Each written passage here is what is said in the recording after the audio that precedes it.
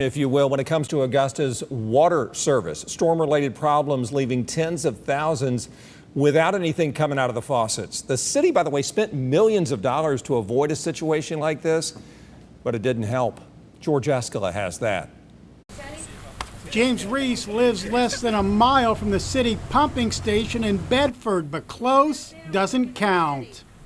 No water, no electricity, and still hadn't seen none. They got a fire hydrant running down at the end down there, and you go down there and fill up jugs and bring it back down here.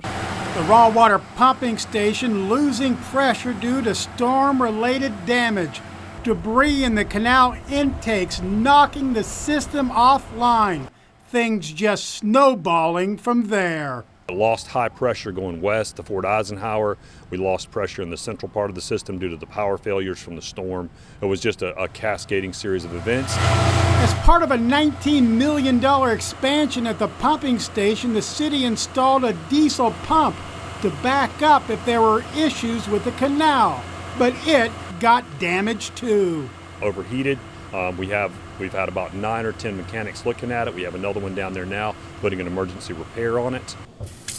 The Vine says pressure is returning to about 50% of the system, but warns things could break down again if when the water comes back, people don't conserve. Please hold off on expansive water uses, washing laundry. Please turn off your irrigation systems. We need to save as much water as possible. The failure of the system is a shock to longtime residents who take Augusta water service for granted. Never this. Nothing of this magnitude. It's rough.